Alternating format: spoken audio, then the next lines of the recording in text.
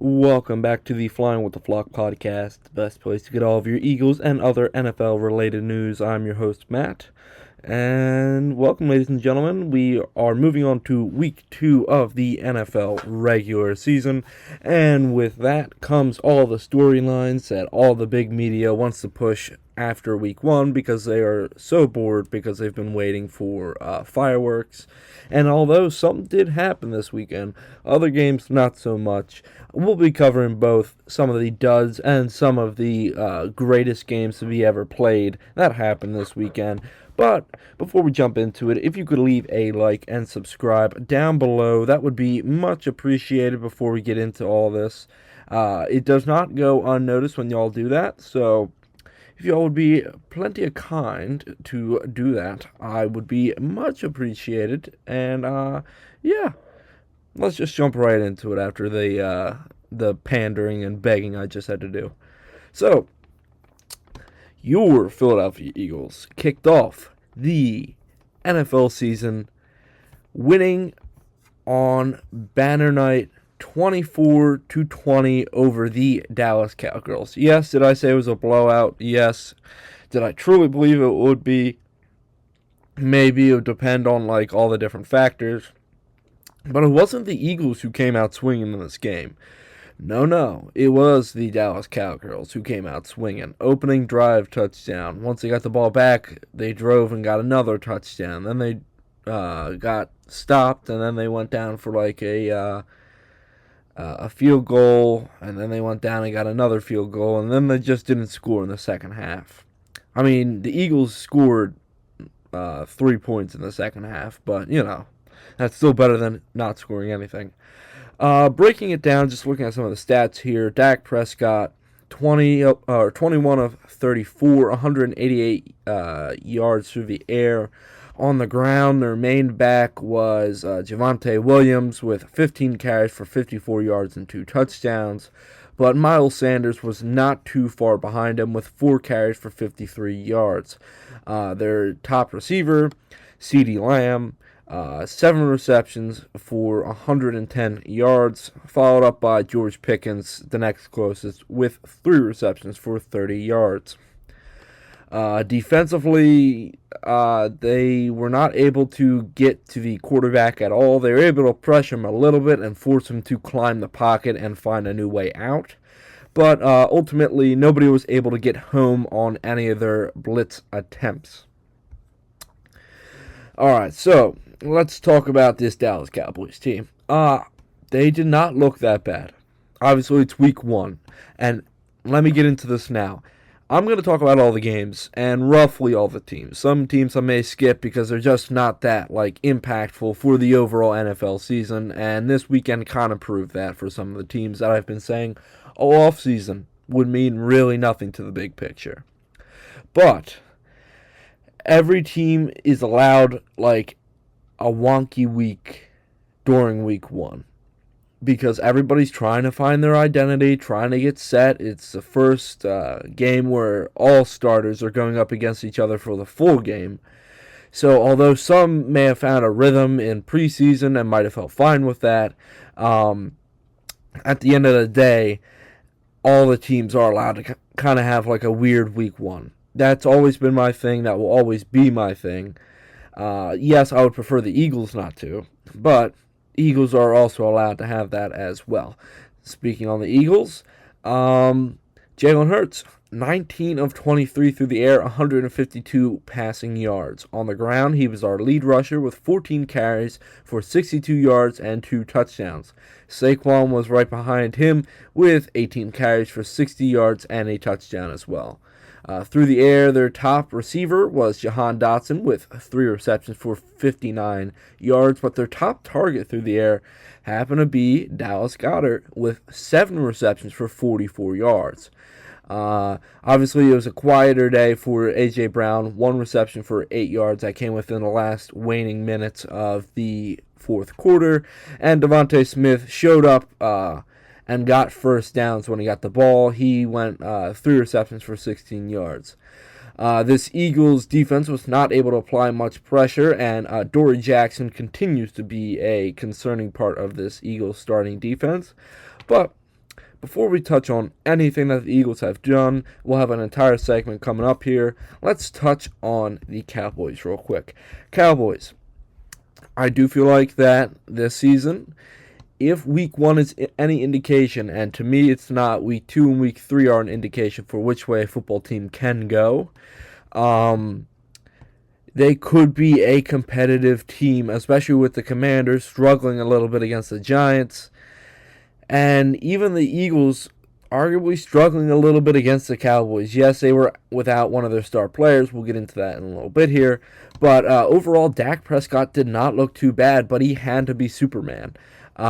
Even when he hit his top 5 wide receiver in the NFL, CeeDee Lamb, he still dropped the ball 4 times in like the second half. When it mattered most, he dropped 2 passes back to back, which could have gave the Cowboys first downs. Instead, Dak Prescott had to check it down on the one, and then obviously had to force a deep ball, which then I'm not sure why CeeDee Lamb tried to lay out for that one, but no matter the fact, he was going to get blasted by Reed Blankenship. And it was pretty good coverage by Cooper DeJean for what he had to go through. So overall, I can't really complain. Their ground game was good in the first half. Once Vic Fangio was able to kind of get his guys to calm down a little bit, settle in, and just buy into the system for the game, they were able to stop this offense almost entirely, especially in the second half. Yes, it was a weird game. We'll touch on that in a second here.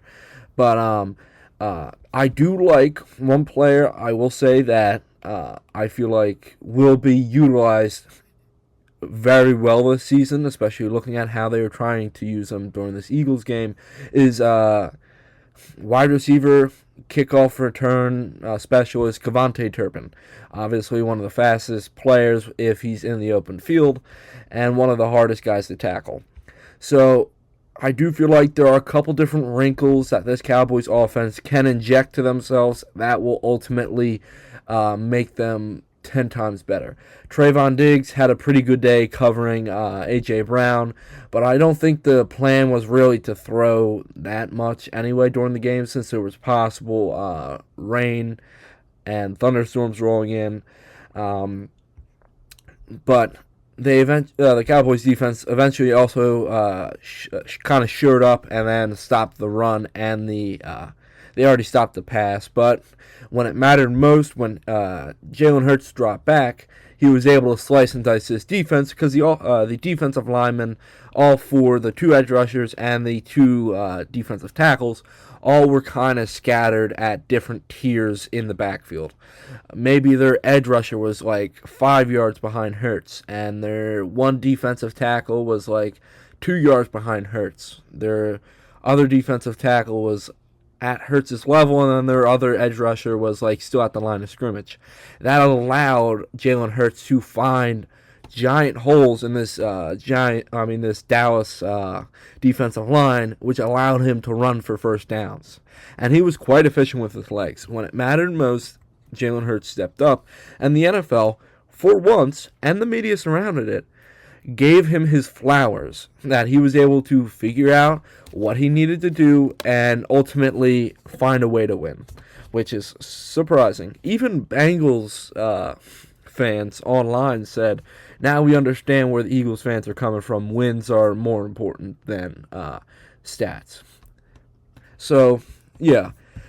Overall, I'm not too upset with how the passing offense looked like. I know a lot of people were, and it's like, okay, it's week 1. We're trying to find a rhythm here. None of our guys played in the preseason. Plus, our number 1 wide receiver was battling a hamstring throughout all of training camp.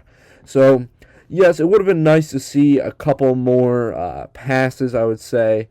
But Jalen Hurts, when he had to pass, was fairly efficient. And when he had to run, he was fairly efficient. He was on point. And that's really what matters, is that if Jalen Hurts can find a way to win, and he has like close to over 200 total yards of offense by himself, okay, I'm not going to complain. He's finding a way to win, and Ultimately, we came out from a lot of adversity, if you think about it. We were heavily penalized during the game, especially on the defensive front, which is not good. That is something that they're going to have to clean up majorly if they want to continue to contend. On top of that, Jalen Carter. Let's get into it. So, Spitgate, ladies and gentlemen. Dak Prescott spit on the ground right in front of Jalen Carter, trying to bait him, and then obviously it's Jalen Carter. He does not think that well. So he took the bait, hook, line, and sinker, and he spit at Dak Prescott. Dak Prescott tried to play coy afterwards. Obviously, if you're a human with a single brain cell, you could figure that out. Obviously, Dallas fans can't figure that out. So, overall, yeah, Jalen Carter, and this is one of the bigger news pieces that came out over the past few days. He was fined $57,000 for the spitting incident. He was not suspended due to already essentially having an entire game suspension already during week 1, since he didn't even get to play a single snap. So overall, that is not a great look. The penalties are not a great look, and we need to start shoring up these kind of things. Corner 2, I'm not very happy. Adoree Jackson cannot be starting. It has to be Ja'Cory Bennett. And although both did not look that great, overall, we cannot have Adoree Jackson starting. I will continue to say that until he is not starting anymore. If he comes in on a couple packages, I think that's fine. But if he's the starting corner, then we are going to get burned, especially once we go up against a team like a Bengals, where they have 2 top-tier wide receivers, and they can just shred you with whoever they want. Although they don't have a defense, so they will have to play in a shootout, and that doesn't always work for them. But, yes, we have to shore up defensive tackle, too. And also covering this smaller Eagles story, they traded for Jaguars backup running back Tank Bigsby for a 5th and a 6th round pick. Don't ask me the years. I think it was probably both 2026. I mean, we had 13 picks in next year's draft anyway, so I'm fine with letting a few loose, especially after finding out the news that Will Shipley, I believe, fractured a rib during the game, so he will unfortunately be out for a few weeks. How long? It's currently unknown for the kickoff return, and running back who he saw equal touches as A.J. Dillon, but he was more effective on the ground. Tank Bigsby, don't mind the pickup. Could be kind of fun. He's more of a power back from what I remember from watching the Jaguars. Anyway, so Tank Bigsby, welcome to Philly, pal. Suit up. It's time to get ready. All right, so that is the Eagles-Cowboys game. It was crazy. We didn't even touch on the hour and 5-minute weather delay in between, like in the end of the third quarter that broke it up into like the entire games into thirds. But overall, Eagles came out with a close win against the Cowboys, and that's all you can really ask for, especially out of a team in Week 1. Speaking on teams that kind of had a close game, the Los Angeles Chargers beat the Kansas City Chiefs in São Paulo, Brazil, 67. Holy Jesus. That would be insane, though, if it was like 67.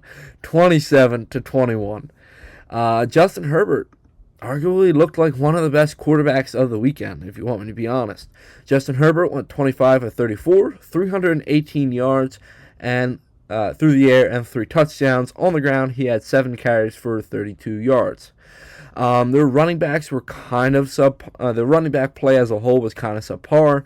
Omarion Hampton, 15 carries for 48 yards, and Najee actually got 1 touch for 5 yards. Receiving, Quentin Johnson finally figured out that he has 2 things called hands, and what he can use for that is catching the football. All right, crazy idea, I know, for a wide receiver to use the 2 things that God gave them. But, yes, he finally figured out how to have a football go in between his hands for a reception, and he had 5 of those for 79 yards and 2 touchdowns. See, Quentin Johnson, when you figure it out, it's going to be all right. Lad McConkey, 6 receptions for 74 yards. Keenan Allen, 7 receptions for 68 yards and 1 touchdown. Tyler Conklin, 2 receptions for 50 yards. Amarian Hampton, 2 receptions for 13 yards. This defense was able to sack Mahomes once. They were able to pressure him a little bit, make him play in Mahomesy ways where he's like falling and his body's like parallel with the ground below him and he's making a pass. But yeah, overall this was actually a pretty solid outing from this Chargers team, and I'm gonna say it, I was wrong. Normally it's hard for me to bet against the Chiefs when I know that it's like Mahomes and Travis and it's like week 1 and they can kind of just go out there and do whatever they want. Chargers came out firing on all cylinders and shredded this Chiefs defense, and then the defense held the Chiefs offense just enough, which is all you have to do. Patrick Mahomes himself went 24 of 39, creeping up to that unlucky number 40 plus. If you start to throw 40 plus, you're not going to win a game if you're a quarterback. 258 yards in the air and 1 touchdown. He was the lead rusher on the ground, which is kind of a problem for this Chiefs offense. He had 6 carries for 57 yards and 1 touchdown. Their best running back was Isaiah Pacheco with 5 touches for 25 yards. Kareem Hunt did not have that good of an outing. He had 5 carries for 16 yards. Through the air with Xavier Worthy going out with a shoulder injury, which he'll be suffering from at least until week 3, apparently. When he collided with Travis Kelce on a rub route where they try to get the 2 defenders to smash into one another. That's the best way I can describe it. That's what we're going to call a rub route. He ultimately got clotheslined by Travis Kelce and apparently might have tore something in his shoulder, could be out for a couple weeks. So their top receiver was Hollywood Brown with 10 receptions for 99 yards. Juju Smith-Schuster, TikTok boy, came in second with 5 receptions for 55 yards. Travis Kelce came in third with 2 receptions for 47 yards and a touchdown. And Tyquan Thornton with 2 receptions for 41 yards. Overall, this defense, yes, they're able to get to Justin Herbert 3 times. That's to be expected due to the condition that the Chargers' offensive line is currently in. But yeah, overall, not that great of an outing for the Kansas City Chiefs. Obviously, they get to come home now, and they get to play the Eagles at home. Another tough game. We'll see if they can try to even this thing out and go 1-1, or if they ultimately go 0-2. Stay tuned until later. I will be covering this weekend's games at the end of this episode. Alright, so let's talk about this. The Indianapolis Colts completely spanked the Miami Dolphins 33-8. All right. Before we jump into the Dolphins, and I have a couple notes here. Looking at the Colts, Daniel Jones looked like an MVP candidate. He's not going to win it, but he looked like one. Danny Dimes went 22 of 29, 272 yards and a touchdown through the air. On the ground, he had 7 carries for 26 yards and 2 touchdowns. Jonathan Taylor, their top rusher, obviously, 18 carries for 71 yards. Their next closest rusher was DJ Giddens, who had 12 carries for 41 yards. That's a funny name to say. Anyway, their top receivers, Michael Pittman, 6 receptions for 80 yards and a touchdown. Tyler Warren was their second highest with 7 receptions for 76 yards. Alec Pierce with 1 reception for 36 yards. And Jonathan Taylor with 3 receptions for 27 yards. Defensively, they were able to get to the quarterback twice, it looks like, but I know that they were able to pressure him more than twice there. They were getting to Tua a bit, forcing incompletions, and also forcing 2 interceptions as well. Alright, So let's get into the dumpster fire that is the Miami Dolphins. So the Dolphins look bad, and arguably they looked worse than the Saints. At least the Saints were only lost their game by a touchdown and an extra point. Tua, Tyreek, and McDaniels look like they got caught with their pants down, honestly. I mean, looking at the stats, Tua went 14 of 23, 114 yards, 1 touchdown, and 2 interceptions. Tyreek had 4 receptions for 40 yards. But this Colts defense was just blanketing Tyreek the entire time, taking away Tua's quick read, which is the best way that this offense kind of operates, is off of quick read. Where's Tyreek? Get the ball out. If he's not there, get the ball to your running back, see what he can get out in the open field. If you take this away, Tua does not perform at the same level as the opposing quarterback. Rushing, Devon Achane was fine. He had 7 carries for 55 yards. That's pretty good. I'm surprised they didn't try to run the ball, but once they got so far behind the Colts, running the ball wasn't really an option anymore. They had to pass, and when they had to pass, they played right into what the Colts wanted them to do. Defensively, they were not able to. Yes, they got a sack of Daniel Jones, but they were not consistently able to pressure him like the Colts were able to do to Tua, which ultimately became the downfall. That Tua really didn't have time in the pocket to deliver, and they also blanketed his quick read, Tyreek. So ultimately, they looked subpar. Without Tyreek being open, Tua panicked and ultimately failed to deliver at the end. Could Tyreek be traded by the end of the month? Will his new domestic violence case that just opened up yesterday hurt his trade compensation? Who knows? I do feel like that the chances that he gets traded are starting to trend upward.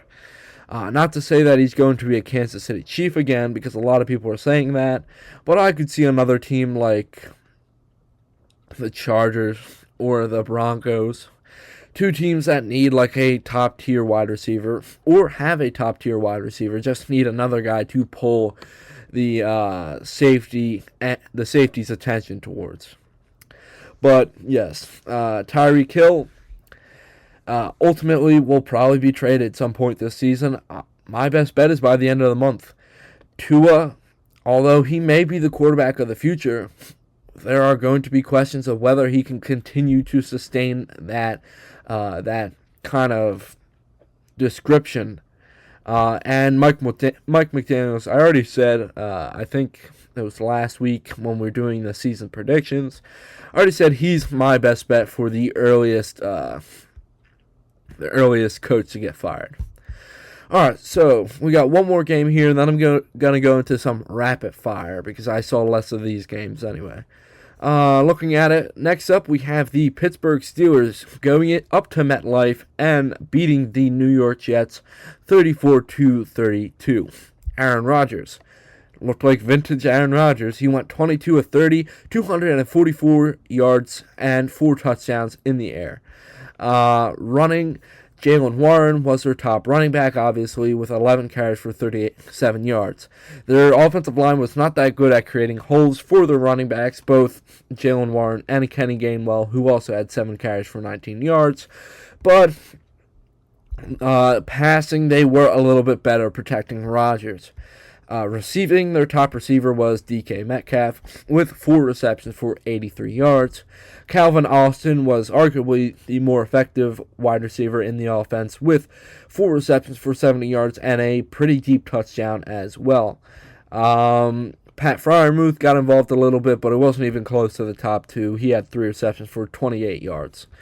Defensively, they were able to get to Justin Fields once, and they were able to play a physical style defense. Though their defense looked a little bit better closer to crunch time, overall they were a little bit disappointing. It was more the play from the defensive line.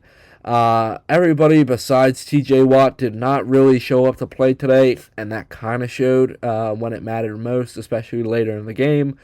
But at the end, Jalen Ramsey continues to show that why I think he's top 2 in the league at cornerback play, and he came in and laid the boom against Garrett Wilson. Speaking of the Jets offense, Justin Fields, not a bad outing for him either. Wish it could have been a win, but there's nothing that you can do at this point. He went 16 of 22, 218 yards, and 1 touchdown through the air. On the ground, he had 12 carries for 48 yards and 2 touchdowns. Breece Hall got some nice usage in this game. Although he didn't run for a touchdown, he still had 19 carries for 107 yards. Through the air, their top receiver, obviously Garrett Wilson, 7 receptions for 98 yards and a touchdown. And after that, it's not even close. Breece Hall is the next closest with 2 receptions for 38 yards. Tyler Johnson with 2 receptions for 31 yards. We're not even going to get into the rest. Defensively, they were able to sack Rodgers like 4 times, and they're able to apply a little bit of pressure, but that didn't seem to faze Rodgers too much. Not enough to force him to throw an interception. So my big concern, let's go over for both. My big concern for the Jets, they only have 1 wide receiver. Yes, their offense is going to be a little bit more RPO, so they'll only really have the 1 wide receiver being the read, and then either Justin Fields keeping it or handing it off. But it is a little bit concerning that their next highest receiver is their running back. I probably would like to see the Jets try to trade for a wide receiver 2, or just even another wide receiver. It doesn't even have to be a wide receiver 2 kind of tier. But overall, I do feel like they need another guy to catch the ball for Justin Fields. For the Steelers, my biggest concern was how bad the defense looked. Yes, it's week 1, and everything's going to be a little bit shaky. But this offense came out, and that was really the question, was whether the offense could live up to the defense. And surprisingly, it was like a Freaky Friday kind of situation. The offense looked top tier, while the defense looked subpar. And it's been the opposite way for 2 years. Now, I think this defense will find its way. It might take a couple more weeks. But that is slightly concerning. I can't really bet that Aaron Rodgers can bail them out of every single situation. So, yes. That is slightly concerning that their defense looked subpar compared to how they've looked in the past. Alright, time for rapid fire. Alright, Jaguars beat the Panthers 26-10. Trevor Lawrence went 19 of 31, 178 yards, 1 touchdown, 1 interception. On the ground, their top runner was Travis Etienne with 16 carries for 143 yards. Next closest wasn't even close. It was Tank Bigsby with 5 carries for 12 yards. Receiving, their top receiver was tight end Brendan Strange with 4 receptions for 59 yards. Behind him was Diami Brown with 3 receptions for 52 yards. Travis Hunter with 6 receptions for 33 yards. And Brian Thomas Jr. with 1 reception for 11 yards. That is slightly concerning. Defensively, they were able to pick off Bryce Young twice, and they were able to apply enough pressure to get at least 1 sack out of it. Looking at this Panthers team, Bryce Young, pretty bad outing, if you want me to say. Went 18 for 38, 154 yards, 1 touchdown, 2 interceptions. He also had 5 carries and 40 yards on the ground. Chuba Hubbard had 16 carries for 57 yards on the ground. He was their top rusher. Top receiver was first-round pick Terrell McMillan with 5 receptions for 68 yards. Chuba Hubbard, right behind him, 3 receptions for 32 yards and 1 touchdown. Tevion Sanders, right behind him, with 2 receptions for 27 yards. Xavier Legette, 3 receptions for 10 yards, really a non-factor if you want me to be honest.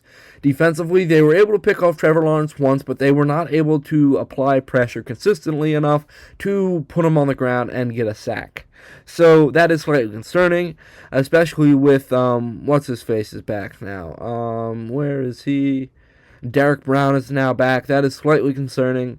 You would hope to see that with that, he would ultimately step up and play a little bit of defense there. But ultimately, Bryce Young, slightly concerning. Obviously, week one for all these teams, even the teams that won, it's week one. So we're going to see who these kind of players are. This is just a nice jump start to start the Jaguars season. Panthers, hopefully next week, y'all can figure it out. Cardinals barely beat the Saints 20-13, as we mentioned earlier. Looking at the Saints real quick, Spencer Rattler went 27-46, 214 yards in the air. On the ground, he had 4 carries for 29 yards, only behind Alvin Kamara, who had 11 carries for 45 yards and a touchdown. That is, again, slightly concerning that they had to force their essentially rookie starting quarterback. I know he's a sophomore, don't get at me, I know.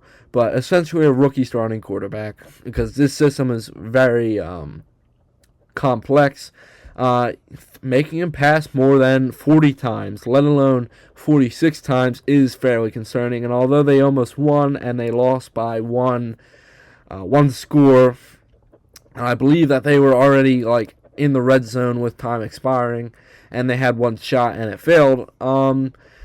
That's still not a good way to win. Their top receivers, Juwan Johnson, 8 receptions for 76 yards. Chris Olave, 7 receptions for 54 yards. Raheed Shaheed, 6 receptions for 33 yards. Defensively, they were able to get after the quarterback a few times. They registered about 4 sacks, which means that they were able to apply pressure somewhat consistently. Cardinals, Kyler Murray looked average. He went 21-29, 163 yards, and 2 touchdowns. He was obviously playing with the flu, but I don't really care. That's not really an excuse. Trey Benson was their top rusher with 8 carries for 69 yards, followed by James Conner with 12 carries for 39 yards, and then Kyler himself with 7 carries for 38 yards. Marvin Harrison had 5 receptions for 71 yards and 1 touchdown through the air. Trey McBride, 6 receptions for 61 yards. Tip Ryman with 1 reception for 10 yards, and that's really their third highest there. Defensively, they were able to get maybe 1 sack on the quarterback, which means that this defense looked kind of subpar, and I was kind of expecting more out of a Jonathan Gannon coach defense. But we'll see.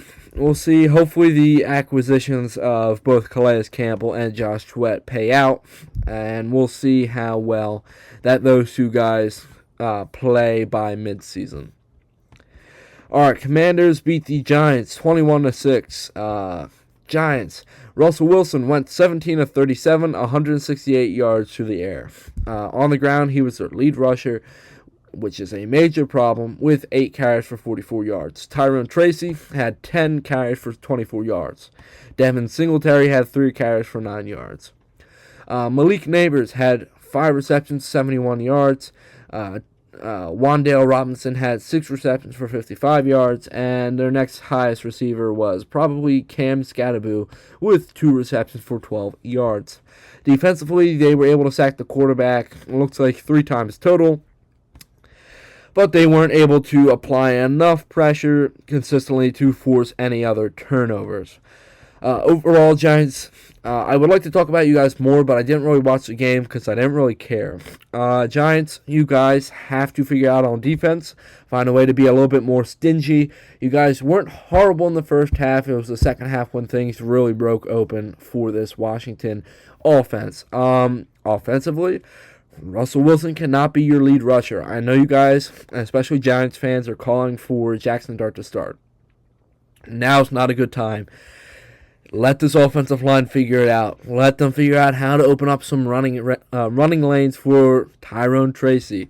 Allow them to figure out the pass protection and allow this offense to play out a little bit more. Trust me, you guys do not want to kill your rookie quarterback, Jackson Dart. Speaking of somebody that was a rookie quarterback last year, Jaden Daniels. Not a bad outing for him. He went 19 for 30, 233 yards, and 1 touchdown through the air. On the ground, he had 11 carries for 68 yards. Their top rusher was Ja'Cory Krosky-Merritt with 10 carries for 82 yards and a touchdown. Austin Eckler had 6 carries for 26 yards. Debo had 1 carry for 19 yards and a touchdown. Debo was also their lead receiver with 7 receptions for 77 yards.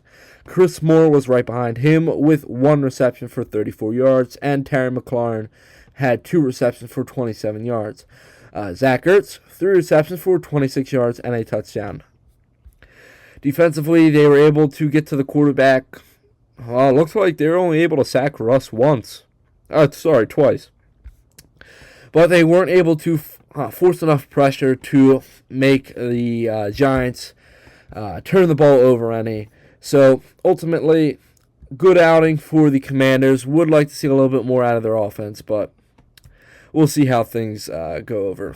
Buccaneers, Falcons. All right, let's make this one quick because the Buccaneers won 23-20 off a Younghoe Koo missed field goal from the Falcons. Baker Mayfield went 17 of 32, 167 yards, and 3 touchdowns. He was also their lead rusher with 5 carries for 39 yards. That's going to become a problem. Bucky Irving had 14 carries for 37 yards. Emeka Egbuka was their top receiver with 4 receptions for 67 yards and 2 touchdowns. Mike Evans had 5 receptions for 51 yards. Defensively, they were able to sack the quarterback once, but they weren't able to really slow down this Falcons offense too much. It was just enough to get the win over them.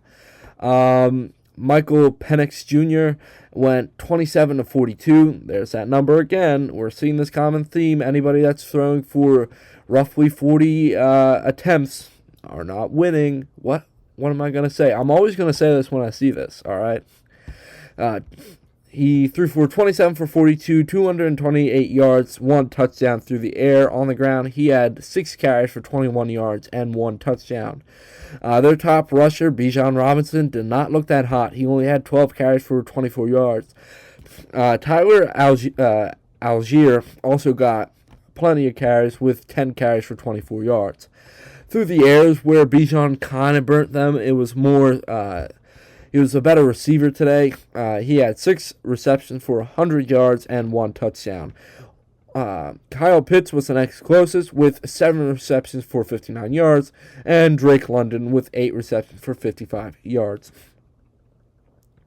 Defensively, they were able to get at the quarterback a couple of times, but it was not as much as Falcons fans had hoped, especially taking 2 first-round edge rushers. So, nice win for the Buccaneers. They get away with 1. Let's see how they're able to bounce back, especially in the running game. Next week, Falcons, y'all played a pretty good game. It just came down to your kicker sucks. The Cincinnati Bengals surprisingly win week 1, barely though. They beat the Cleveland Browns 17-16. Joe Burrow went 14 of 23, 113 passing yards and 1 touchdown. Chase Brown had 21 carries for 43 yards and 1 touchdown on the ground. Through the air, their top receiver was T. Higgins with 3 receptions for 33 yards. Noah Fant was right behind him with 4 receptions for 26 yards and 1 touchdown. And Jamar Chase had a quiet game with 2 receptions for 26 yards. Defensively, they were able to intercept Joe Flacco twice and were able to sack the quarterback twice as well. Trey Hendrickson obviously being one of those guys to get home. Who would have thought your top-tier sack-leading king of the NFC North would continue to get home? Looking at the Browns, Joe Flacco, what do we see here? 31 of 45, 290 yards, 1 touchdown, 2 interceptions. On the ground, their top rusher was Dylan Sampson with 12 carries for 29 yards. I'm not even going to go over the other few. Jerry Jeudy was their top receiver with 5 receptions for 66 yards, only ahead of Dylan Sampson with 8 receptions for 64 yards. Harold Fanning, 7 receptions for 63 yards, and David Njoku had kind of a quiet game with 3 receptions for 37 yards. Defensively, they were able to sack Joe quite a few times. It looks like at least 3, so that's not as many as quite a few. They were not able to force any turnovers, it looks like, but they were just able to apply pressure constantly to Joe Burrow. which led to his kind of less than stellar outing. I know Bengals fans, like I mentioned earlier, they were even talking about, we kind of understand what it feels like to rather win than have good stats. Sorry, Eagles fans. That legitimately there were like at least 20 tweets that I read like that. But overall, not a great outing, but it's a win, and you guys don't normally win in Week 1, Bengals.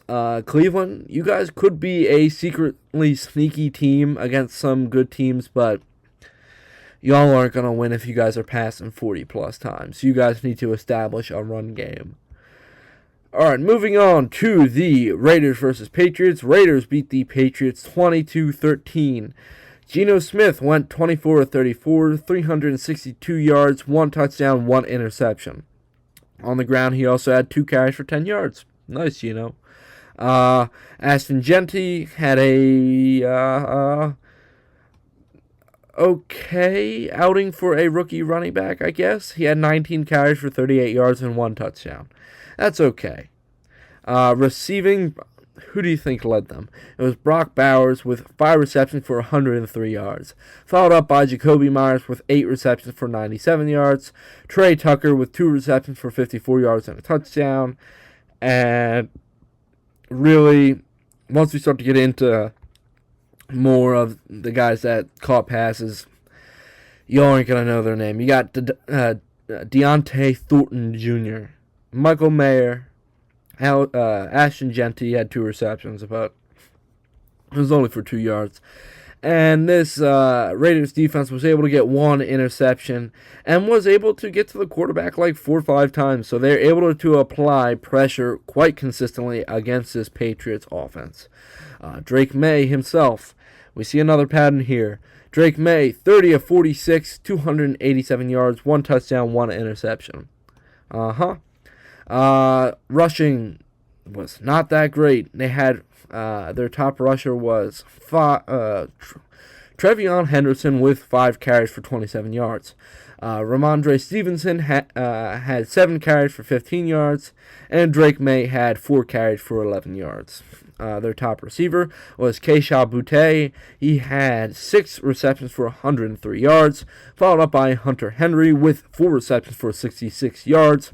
Stephon Diggs was a little bit more quiet. He had 6 receptions for 57 yards. And Trayvon Henderson had 6 receptions for 24 yards. Defensively, they were able to intercept Geno once and was able to get to the quarterback roughly like 4 times. So they were able to apply somewhat pressure to this this Raiders offensive line, but just overall this offense just couldn't get anything going, and they forced Drake May to pass 46 times, which you will never win with. Overall, nice win for the Raiders. Would like to see them win. Well, let's just put it this way. You guys are ahead of the Chiefs now in your division. So I would like to see you guys win more convincingly. But at the end of the day, a win's a win in Week 1. And Patriots, you guys need to figure out a run game and quick. 49ers, Seahawks. We're going to stop and talk about this game here in a second. Let's go over the 49ers beat the Seahawks 17-13. Let's look at the Seahawks before we move on to my notes for the 49ers. Sam Darnold, not a bad outing. He went 16 of 23, 150 yards. On the ground, he had 2 carries for 14 yards. Rushing, maybe a couple more touches to Zach Charbonnet wouldn't have hurt. He had 12 carries for 47 yards and 1 touchdown. Kenneth Walker was completely flat this entire game. He had like the Najee effect where he's running with like cement shoes. He had 10 carries for 20 yards. Receiving, they really only have one like stellar receiver nowadays, that being Jackson Smith and Jigba, who recorded 9 receptions for 124 yards. And Cooper Kupp was right behind him. He was the next closest with 2 receptions for 15 yards. You guys might have a problem up in Seattle. You guys might need another younger top-tier wide receiver. Tyreek Hill might be on the market. Who knows? But anyway, Julian, let's see. Yeah, so they're able to get to the quarterback a couple of times. They're able to pick off Brock Purdy twice. and they weren't really able to apply pressure too consistently. But overall, they were just able to pick apart this 49ers offense due to injuries. Speaking of 49ers offense and injuries, let's go over their stats, and then we'll go over some of the news that has been coming out of the 49ers facilities. Brock Purdy, 26 of 35, 277 yards, 2 touchdowns, 2 interceptions. Christian McCaffrey was obviously their lead rusher with 22 carries for 69 yards. Their top receiver was Ricky Pearsall with 4 receptions for 108 yards. Christian McCaffrey with 9 receptions for 73 yards. Then it starts to drop off. You got Kyle Juszczyk with 2 receptions for 32 yards, and George Kittle with 4 receptions for 25 yards and a touchdown. Defensively, they're able to get after the quarterback once, and they weren't able to force any turnovers through the air or on the ground, meaning that this team kind of just won out of sheer power at the end of the day. They have so many stars that they should be able to win, but taking a look at it now, are the 49ers already imploding?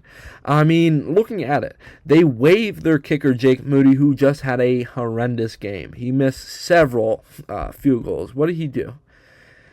Jake Moody, on field goals, he was 1 for 3, his longest being 32 yards. So, not a great day for him. They waive him, pick up Eddie Pinheiro, who's on the free agent market as a kicker.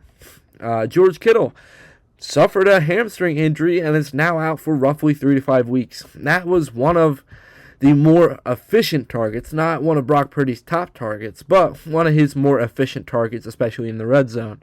That is going to be slightly concerning. But speaking of Brock Purdy and injury, Purdy's already questionable for week 2. We don't know if he's going to play or not yet. That will probably come out Friday or Saturday, whether he's going to be gearing up to go. But he's also, if he does go, he could also be missing another weapon. That being Juwan Jennings seems to have avoided another major injury, but it's unsure if he'll miss time. And even last week, there were questions of whether Christian McCaffrey was going to suit up due to a phantom calf injury. So this entire team is already getting banged up, and we're only reaching week 2. Brock Purdy, I'm assuming he's going to play, but he's missing some of his top targets, and if you continue to throw to only Christian McCaffrey, Ricky Pearsall, and Kyle Juszczyk, defenses are going to be able to easily game plan around you and just pick you apart. He already threw 2 interceptions during this game, so it's obviously defenses that kind of figured him out and what he likes to do and the areas that he feels the most comfortable with. So overall, I do feel like the 49ers, although they are supposed to be a top contending team, especially in the NFC West, at best they might win it out of default because of how the Rams looked. That's all I really got to say. The 49ers could already be imploding. We have to wait and see, but this is not promising. Another weird game, the Broncos beat the Tennessee Titans 20-12. That's kind of surprising to me. Bo Nix, we're going to see a theme here. 25 of 40, 176 yards, 1 touchdown, 2 interceptions. Running back, their leading rusher was R.J. Harvey with 6 carries for 70 yards, followed by J.K. Dobbins with 16 carries for 63 yards and a touchdown, followed by Bo Nix with 8 carries for 18 yards. Receiving, Courtland Sutton was their top receiver with 6 receptions for 61 yards and a touchdown. Troy Franklin with 4 receptions for 44 yards. And Evan Ingram, who had 3 receptions for 21 yards. Defensively, they were able to sack the quarterback 5 or 6 times, but they weren't able to force any turnovers out of that. They were just able to apply consistent pressure and not allow this Titans offense to get off the ground. Speaking of this Titans offense, Cam Ward went 12 of 28, 112 yards through the air. On the ground, their top rusher was Tony Pollard with 8 carries for 60 yards, and nobody else is really that close. Tony Pollard was also their top receiver with 1 reception for 26 yards. Calvin Ridley was right behind him with 4 receptions for 27 yards. And Chisholm Okonkwo had 3 receptions for 19 yards. Defensively, they were able to force 2 turnovers by Bo Nix and was able to sack the quarterback at least once. So not being able to apply too much of consistent pressure, but found ways to generate turnovers. So a major concern for these two teams would be offense. Titans have nobody catch the ball. Broncos are forcing the ball because they don't have anybody to reliably run the ball. Hopefully those two teams can figure it out. Hopefully this is just a weird one-off week for the Broncos, but we'll just have to wait and see whether Bo Picks continues to show up. All right, I know we're getting closer to the end of the episode, so let's speed through some of these. The Green Bay Packers beat the Detroit Lions 27-13. Looking at their stats, Jordan Love went 16 of 22, 188 yards and 2 touchdowns in the air. On the ground, he had 3 carries for 4 yards. Their lead rusher was Josh Jacobs with 19 carries for 66 yards and a touchdown. Romeo Doubs was their lead receiver with 2 receptions for 68 yards, followed by Jaden Reed with 3 receptions for 45 yards and a touchdown.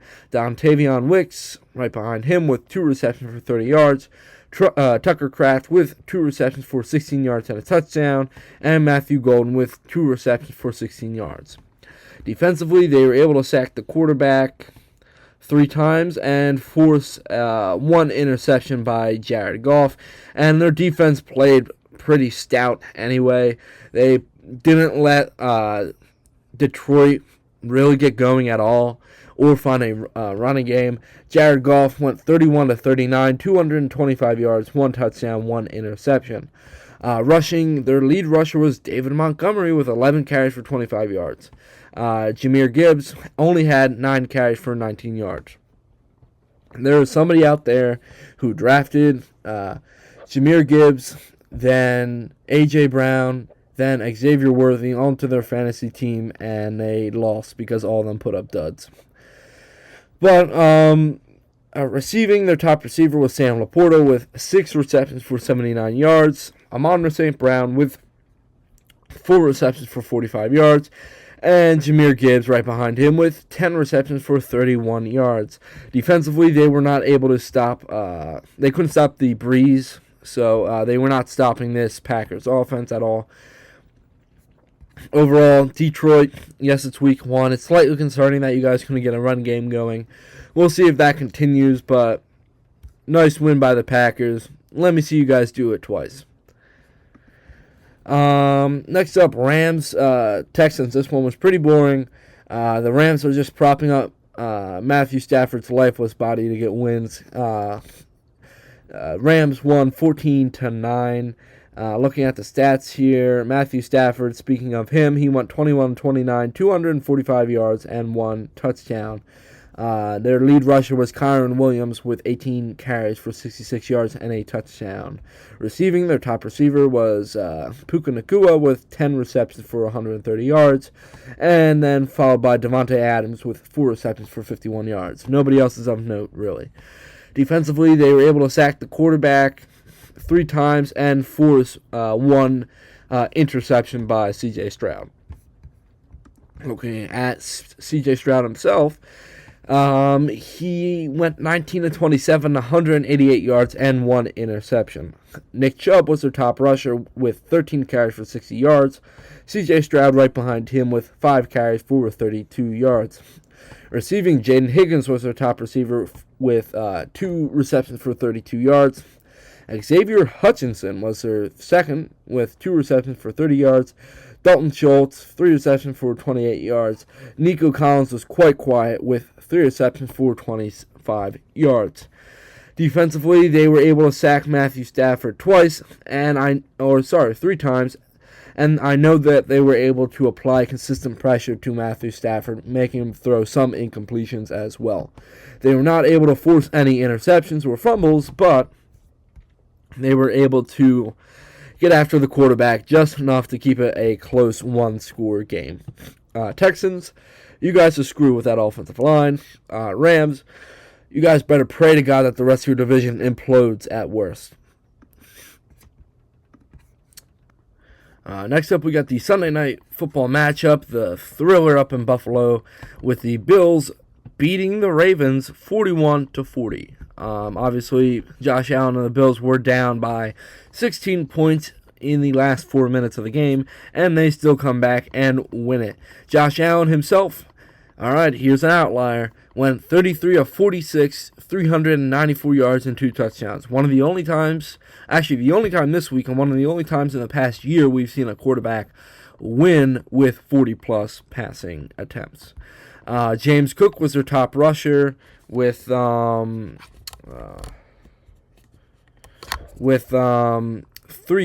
carries for 44 yards and 1 touchdown. Josh Allen was right behind him with 14 carries for 30 yards and 2 touchdowns.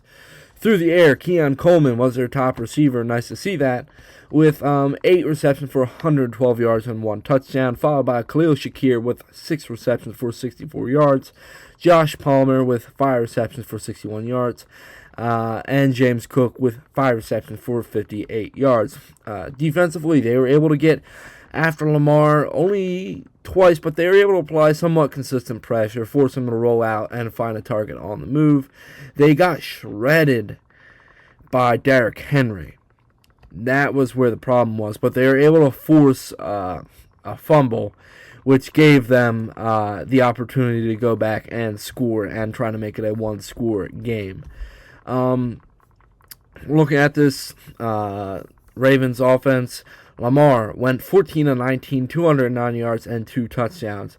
Derrick Henry had 18 carries, 169 yards, and 2 touchdowns, followed by Lamar with 6 carries for 70 yards and a touchdown. That is crazy. They had over 200 yards of rushing offense, and they still did not win. They had over 400 total yards of offense, and they still did not win. Receiving, their top receiver was Zay Flowers with 7 receptions for 143 yards and a touchdown.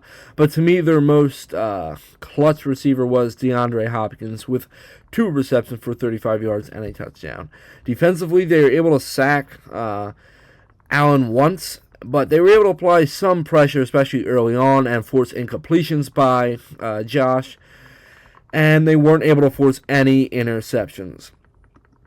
This is one of those games where it's an outlier where, like, out of the last times that an offense has rushed for over 200 and something yards and, like, had 200 and something yards of passing offense, they were, like, 277-0.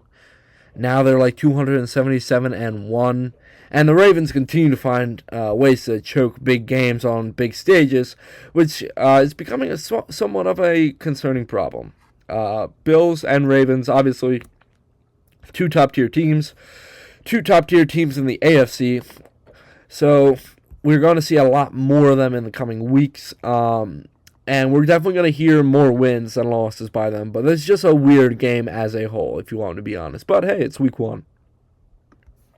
All right, lastly, for this weekend's recap, we have the Minnesota Vikings beating the Chicago Bears 27-24. Looking at the Bears real quick, Caleb Williams went 21 of 35, 210 yards, and 1 touchdown through the air. He was their lead rusher on the ground with 6 carries for 58 yards and 1 touchdown. DeAndre Swift had 17 carries, but only had 53 yards. DJ Moore was their top receiver with 3 receptions for 68 yards. Olamide Zaccheaus was their next closest with 4 receptions for 42 yards, followed by Rome Odunze, who had 6 receptions for 37 yards and 1 touchdown. Defensively, they were able to get to the quarterback quite a lot early on. They had 3 sacks and 1 interception leading into the third quarter, and then the entire defense melted down and ultimately folded when it mattered most. I mean, so the offense also stalled, which didn't help. But, you know, J.J. McCarthy went 13 of 20, 143 yards, 2 touchdowns, and 1 interception. Rushing, their top rusher was Jordan Mason, ex-49er. He had 15 carries for 68 yards. And then J.J. McCarthy had 2 carries for 25 yards and a touchdown. Receiving, their top receiver, obviously Justin Jefferson. He had 4 receptions for 44 yards and a touchdown, followed by Aaron Jones, who had 3 receptions for 44 yards and a touchdown. This defense was able to sack Caleb twice, but weren't able to force him to have any turnovers.